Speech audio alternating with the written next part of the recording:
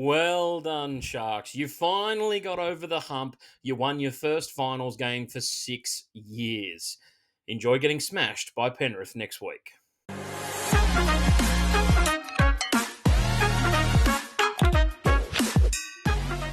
What's going on, guys? Burgz here from the Casual Athlete, back to hit you with the prelim finals week of tips and predictions. And we've brought on another special guest for you guys. That's 3 in a row, and the best things come in threes. And this week, we brought on my good friend Joey from the Ruck Infringement Podcast. And mate, Joey, how are you going? No doubt very excited to see your Roosters in the prelim finals this week.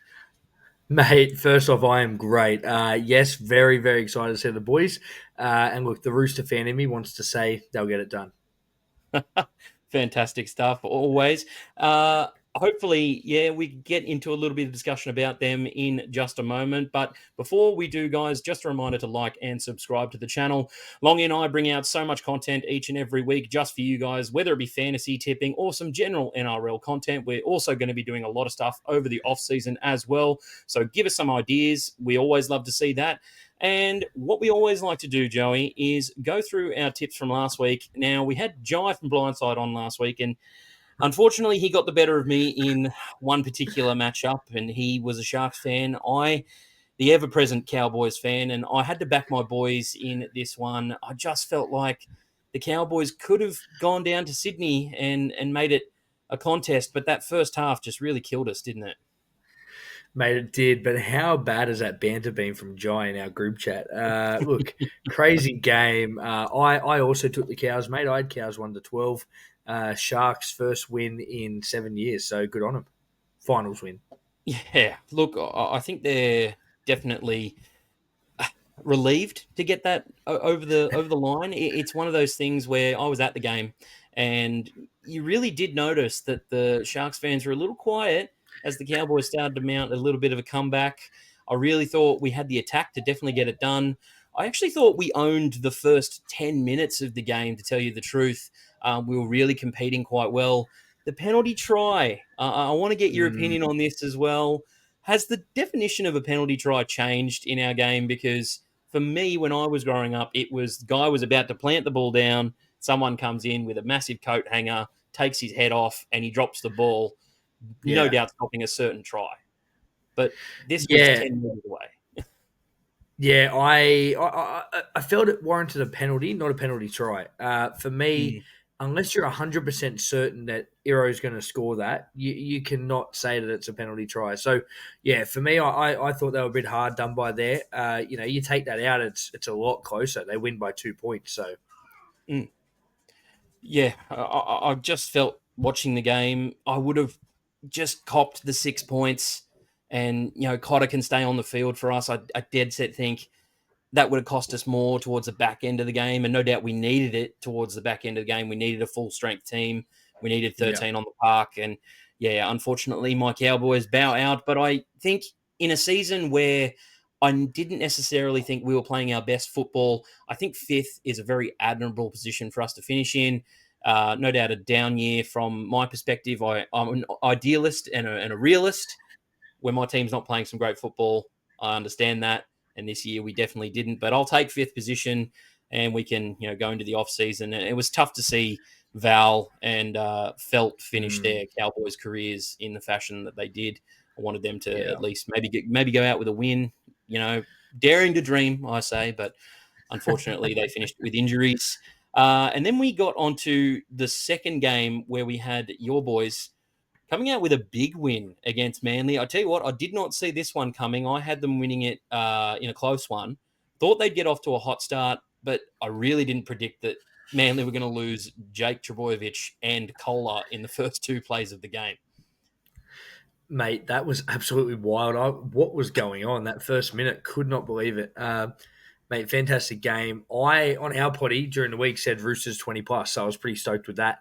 Actually nailed that prediction pretty well, pretty close. But look, probably the realist in me too says, you probably think it's going to be 1-12 in that game. But, geez, I think Manly played their grand final last week. No, I agree. It was exactly what I was going to say as well. I thought Manly had a tough matchup against the Dogs. They scraped through. They got it done. And you're right, you probably could see it as a grand final for them. I do feel like it's a bit of a disappointing end to their season, considering they would have been looking to aim a little bit higher. But it really is interesting the way the Roosters were able to play in that game. I'm very intrigued to see if they can back it up this week. But we'll get to that in just a moment. I think for the Seagulls, yep, they probably did better than they expected to. And we're just going to let them go off into the sunset as well. Same with the Cowboys. So unfortunately, the Cowboys and the Seagulls getting knocked out back to back. And the Sharks and the Roosters progress onto this week's prelim finals. But before we get into this week's prelims, guys, let's just have a look at the TCA tipping comp that we are running with NRLtipping.com this year. And Callan is in first position at the Dark Knight. He is up there 2 points clear of the Ushman Steve. And then we also have Jay Fitz on 140 points as well in third position. Guys, as I say every week, keep putting in your tips. We go all the way to the grand final, and there is a nice surprise gift for the winner. Now, we get into what we are here to do. And for this special Roosters matchup, and because you are our Roosters guest, we put out a nice reaction that post that we put out on our story on Instagram to get a few reactions. And here are some of the reactions. And the question was, the Roosters are going to stomp the Storm this week. And some of the reactions and replies we got back, let me know what you think of some of these, Joey, and I'll read them out to you. Smith needs to play some amazing football. I think with Sandon Smith there, I agree with that. I think, last week, the try showed what he can possibly do. Yeah, absolutely. I mean, I hope he's not talking about Brandon because he'll be playing good footy next year. But yeah, mate, exactly. Sandon definitely needs to stand up for sure. We got Braden who says, I have tickets to the grand final and I'll run on the field if the Storm don't make it. Jeez, we could get Braden, looks like you'll be running on the field, mate. Yeah, looks like it's happening. Yeah. Hell will freeze over before this happens. That's from Allen's. Well done, Allen's there. I do agree. I just feel like it's a tall order for the Roosters this week. Let's go to one from Kieran White, who actually said that the chances are low, but never zero. And I think you'd agree with that one. Mate, I definitely agree. I think we got a 0.0000001 chance. It's going to be great. Or you can go with what Todd McDermott said, and he said that Sean Johnson will also win the Dally M in 2025. So, in reaction to that, SJ robbed 2023. SJ was robbed, mate. I'm in that boat 100%. We've also got a better chance of Longy getting good at fantasy again. Wow! Shout out to Longy, who is the co-creator here on the Casual Athlete. Pick up your fantasy game, mate. The people are restless. I got better odds of winning Lotto than the Roosters beating Melbourne. Is that true? I don't know. Maybe I'll punch my lottery ticket this week. I've never won Lotto, but I have seen a couple of Roosters grand finals, so I don't know about that. Oh, there's a bit of spiciness. We'll finish it with Caden, who said that the Roosters, they'll beat them to the airport for Bali trips. Nah, mate, we don't go to Bali. Straight back to Bondi to have a couple of soy lattes. You're right. They don't go to Bali. It's more of a Brisbane. I've seen Reece Walsh in Bali recently. Brisbane and Newcastle thing. Bradman Best, the king of Bali as well, with a few properties over there. But no, guys, thank you so much for putting in your reactions to our Instagram as well. We'll be putting out some more stuff during the week for you to react to as well. The Storm taking on your Roosters. The Storm, they have only... For the Roosters, sorry, it is a tough matchup because they've only won one out of their last 11 games against Melbourne since 2019. And this is the two best attacking teams in the competition going head-to-head. What I want to know is, how do you feel, or what is the best way that the Roosters can win this game? Yeah, look, first off, I am nervous as all get out. But playing Melbourne in Melbourne with a week off, it's going to be a tough ask. No Sammy Walker, who's arguably had the best short kicking game in the comp this season, going up against Jerome Hughes, who's in line to win the Dally M and has been absolutely incredible. So look, it's going to be a tough ask, but I think how the Roosters can win it for me is we spoke a little bit about this off air, but if Melbourne make those early errors and the Roosters score early, if we get out to an 18-22 nil lead, well, I think we can go a long way to winning this game.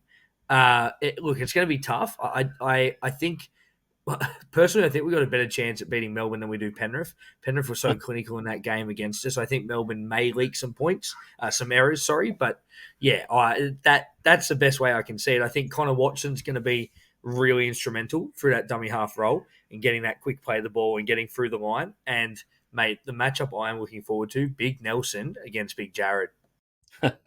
they do love a good snafu together, don't they? They have come Yes. collided in the past.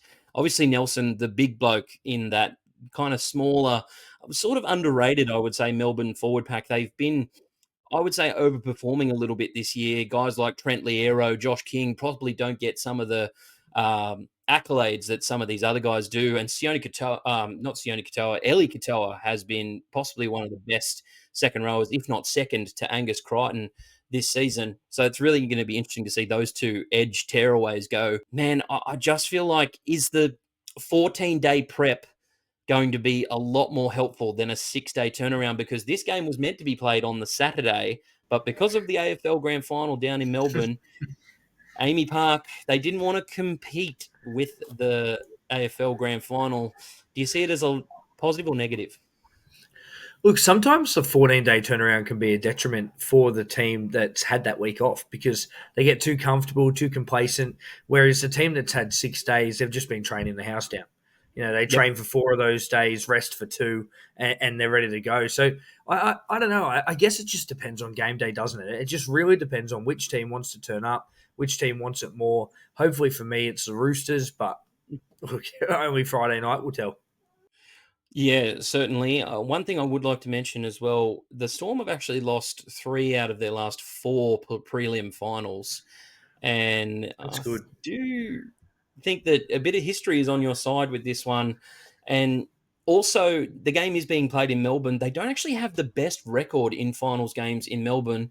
They've won 16, but they've lost 9 over their entire history. Wow. Definitely a successful club, and it shows you how many games they've been able to play in Melbourne over that period of time. But I just feel like the Storm, a little bit of a different beast this year. It's kind of become more Jarome Hughes' team as opposed to Mm, Munster's team. And for me, what Jarome Hughes brings is a little bit more structured football. They know the ins and outs each and every week, whereas Munster is such that eyes up footy guy. He will play what's in front of him. And when it's more yeah. of his team, I feel like a lot of the other guys don't really seem to know what's going on as well, because sometimes it looks like he doesn't know what's going on. So I am probably going to be backing the Storm this week. I assume you're in the same boat, right? No, definitely not, mate. It's Chook's 1-12 for me. Oh, wow. I tried to turn him, guys. I couldn't get it done, but I will be on the Storm 1-12 this week. I will be on the Storm 1-12 this week, and we've got Joey on the Roosters, mate. Look, I think for the sake of the comp, if we get a Storm and Penrith matchup, it's just boring for the rest of us, isn't No, it? it is. I It think no is. one can really stand it. Hopefully, it either doesn't happen. Sometimes people want to see the best of the best go against each other, but I'd love to see a nice Roosters Sharks grand final. But we will get on to the Sharks as they are taking on Penrith this week at a core stadium. Now, Penrith don't get the home final out at Penrith, but very Mm. interesting to note that the Sharks have played one finals game against Penrith, and consequently, it was the last one they won before last week. It was in 2018 by 1 point. Recently, though, the Sharks have not been that great against Penrith. If they manage to score a try, kick a conversion, just get a field goal on Saturday night, it will be their first point against Penrith in 798 days. Wow, They have mate. not. They have not scored a point against Penrith since 2022. And that's what really scares me in this game. That's crazy. I can see it now. Nico Hines with the field goal and the score is 44-1. So yeah, crazy. Just so they can get a point. I do want to get your opinion, though. Is there any possible way that you see the Sharks winning this game? And if they do, how are they doing it? Look, mate, Jai's probably listening. So for Jai's sake, look, in my tipping comps, let's entertain it for Jai. In my tipping comps, I'm about fourth at the moment. To get to first, I need to go both underdogs this week. So in my tipping comps, I'm actually taking the Sharks to win. Oh, However, wow. I am not confident at all. I'm about 5% confident. Mm-hmm. I don't think they'll get it done against Penrith. I would love to see it and win all the money that I can win in all my tipping comps. But yeah, I think at the moment it's Penrith. If Sharks are to win, I don't even know. I don't even know where they win it in this battle. I think Penrith just have class across the whole team. Oh, absolutely. It's going to be really interesting for me. I feel like the Sharks really, their back five was allowed to roam a little bit. All of them went for 100 meters plus last week, but that's against the Cowboys, who have been no doubt one of the shakiest defensive teams in the competition. In this one, they come up against the best defense. They don't give you outs. The Penrith Panthers, they break the will of their opponents and then apply the pressure. And no doubt that's happened to the Sharks the last couple of times they've played them. And I do think that Nico Hines needs to not be a passenger. Last week for me, Trindle was the guy who stepped up. Trindle was the guy making all the plays. I was very surprised when I read the stat sheet later that Nico Hines had 17 runs and over 100 meters. To me, that didn't translate. That didn't translate into watching the game. But I just feel like Hines, he's getting all this money, all this attention. No doubt they probably want to relieve him of some of it, but he's got to step up, right? Mate, he does. We spoke a little bit about it last week, but obviously Nico's been playing with a bit of an injury, and you can still see that that's not 100% there because he just doesn't look sort of the shade of what he was last year. But he's got to step up. He's a big game player. We know what he can produce. We know what he produced at Melbourne, and he's got to show that in this Sharks team. If there's any chance of getting it over this Penrith outfit, Nico has to be 100% on his game. Yeah, I just don't see it right now. For me, he's looking less and less confident each and every week. I think last week he said something like the Sharks fans got him over the line or got them over the line. It didn't feel like that at the stadium, to tell you the truth. I felt like the Cowboys, we dropped quite a lot of ball in very crucial areas. Our halves really struggled to execute. A lot of stuff really had to go the Sharks' way. I thought some of the Cowboys made some very good individual tackles. I can remember a few from Kyle Felt made a great one, and then Val Holmes brought down Nickera on that break as well. I just felt like watching the game, it could have turned at any point, and they really struggle to stop momentum when it's coming from the other way, and especially when calls don't go their way as well. They had a couple that were disallowed, a couple of tries disallowed, and they really didn't manage that mindset well. Like, we're still on top of them here. We're creating chances. Let's keep going. Yeah. They really let it sink in and almost let the Cowboys steal one from them. I think with that second half, you can't play that sort of footy against Penrith. If you go into that where they only scored 2 points, you can't do that against a team like Penrith. They'll absolutely put you to the sword. I just think the Sharks, I like what you said there. When they had a couple of disallowed tries, it was like their heads went down, put the tail between their legs, and they were ready to go home, even though they were winning the game. It was really strange. It's bizarre because you'd think we're on top here. We need to go hell for leather and put this game away. We're not too far off. That's what I would see it as. But they really just allowed Scott Drinkwater to do what he does best and kind of roam around the field. Made a couple of breaks. Reece Robson made a nice break. Didn't really execute again. I think the only thing that cost the Cowboys in the end was execution and a bit of polish in the red zone that could have easily got us a few more points. But yeah, it's a tough one. For me, in this one, I don't see the Sharks. I don't see the Sharks winning this game at all. Unfortunately, I think the Panthers are going to win this one 13 plus.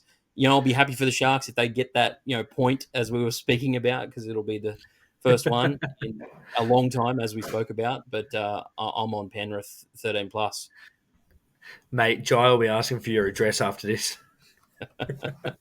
Mate, he's got other things to worry about. What about yourself? Yeah, look, I in my dipping comps, I've gone Sharks 1-12, but the NRL fan in me, the knowledgeable fan in me, says Penrith 13 plus in this one. So I think I'll stick with that. Panthers lives out Penrith way as well, but no doubt knows a fair few right. Panthers fans. Yeah, there you go, guys. We just don't really vibe the Sharks this week, so unfortunately, we're both going to be going on the Panthers 13 plus. Yes. Guys, that is it for our video here today. Joey, I want to thank you so much for coming on the channel today. Why don't you tell the viewers and everyone what you've got going on at the moment and what you might be doing in the off season as well? Yeah, thank you, mate. Of course, Ruck Infringement Podcast. You check us out all social media: Facebook, Instagram, X, TikTok, and of course Spotify, Apple Podcasts. And we are on YouTube, but we mainly just put our interviews up there. Lots coming up, of course. A couple more weeks of the NRL season, so we finish up just after. So after grand final, we'll have one more after that to dissect all of that. We actually finish on episode 99 for the year. So we just miss out on the big 100, but that'll be really exciting episode. The first episode for next season. So in Vegas will be episode 100. So stay tuned for that. And in the off season, of course, we've got everything down leg. Our cricket show will be back, which is always great. So we love talking our cricket, and myself, Reese, and Luke will be doing that again. And yeah, so stay tuned. Awesome stuff, guys. Go follow. The links are in the description below. If you haven't already, please make sure that you like and subscribe to the channel as well. Also, download the TBC Live app. Joey and I are on there each and every week, making predictions, bantering with everyone, as well as joining the tipping comp, where we're in the running to win a free jersey at this point in time. Not sure if either of us are going to get there, but we will be continuing to do that, and we'll catch you on the next one.